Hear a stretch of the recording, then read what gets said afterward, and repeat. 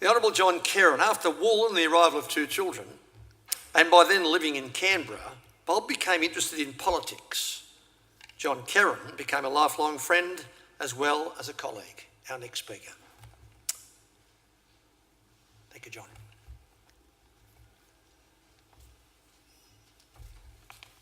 Thank you. There have been 6 people in my life that have profoundly changed my life for the better. 3 of them are here. Bob, who I loved as a brother, who would always be with me and in my memory. And there's Stuart Harris and my wife June. I first met Bob in 1968 and Jill in 1970. The ALP had decided to run quality, high-profile candidates in possibly winnable seats in the 1969 election. MacArthur had always voted Liberal, and the swing leader was a shade over 14%.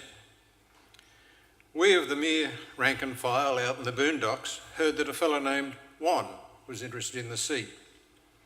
The word got around. He was a Chinese academic public servant from Canberra. We were filled with joy and anticipation. We also heard that he had a wife. Even if a pommy, I guess you have to make some allowances.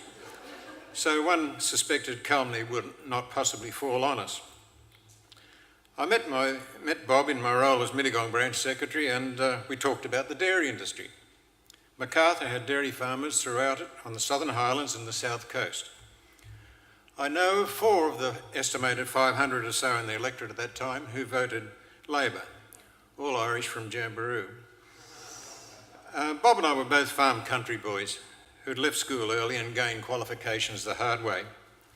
Bob came from a more religious upbringing than my heathen upbringing, but we arrived at the same conclusions about the institutions of religion and many other things. Bob's post-school study was as a scientist, not as an applied industry economist. Both disciplined he handled with ease. He was well qualified and had sound Labor values. Bob won pre-selection, and like a fool, I volunteered to run his campaign if he couldn't find anyone else. He came back 6 weeks later and said he couldn't find anyone else. So we ran the first semi-professional campaign for the seat. Bob swung 11.8%. Bob and Jill invited me to their Canberra home in Lyons in 1970, and there I met Stuart Harris. And the long and the short of it, due to Bob and Stuart's quiet encouragement, I left the farm and started working with Bob in the BAE, Bureau of Agricultural Economics, on wool in 1971.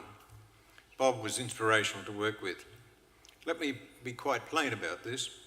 The Australian wool industry owes Bob Whan an immense debt due to his work on objective measurement, not that I expect it to be acknowledged.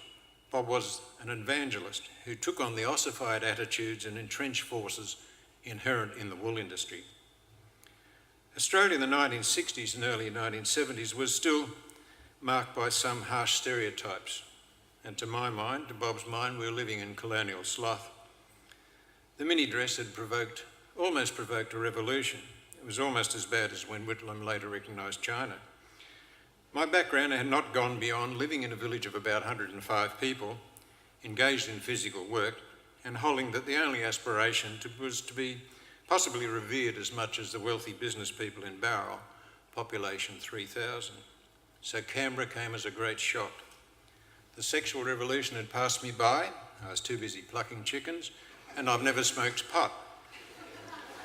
Now, I met many of Bob and Jill's friends who were completely outside my experience, I must say.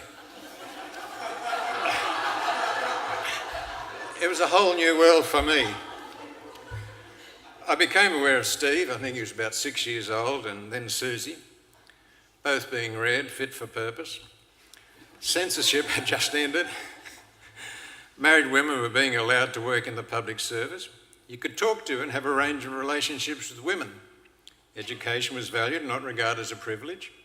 Intellectual debate could occur, and forbidden issues back in Bowral, such as on apartheid, were being debated.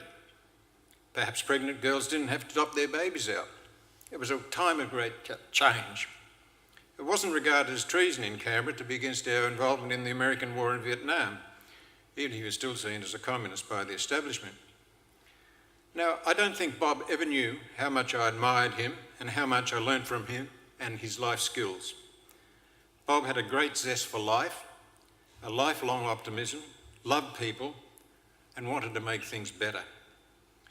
We both won seats in the 1972 Whitlam Ascendancy, contemporary relevance and equality of opportunity. As a nervous backbencher, I shared 3 sentences with Gough in 3 years. I'm relatively tall, but Whitlam was somewhere up here.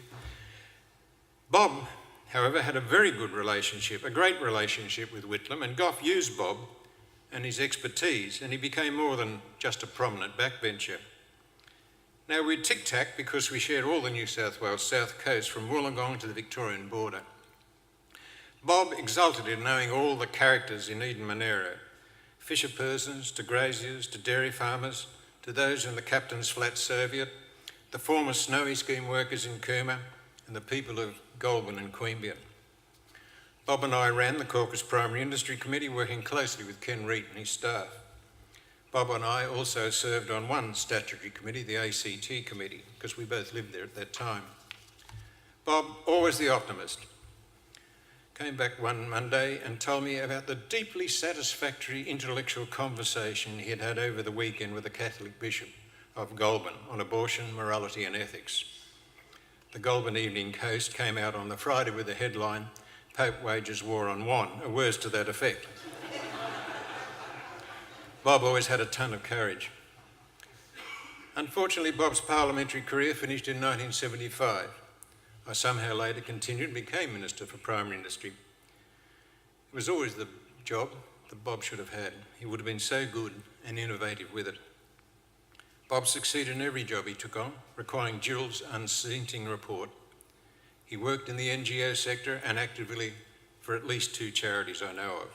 He systematically modernised the New South Wales dairy industry and later worked as Chief of Staff for Richard Amery, where once again he showed his great competence and judgment in agricultural policy. Bob's life was good. He left his mark. He's left a gap for us all.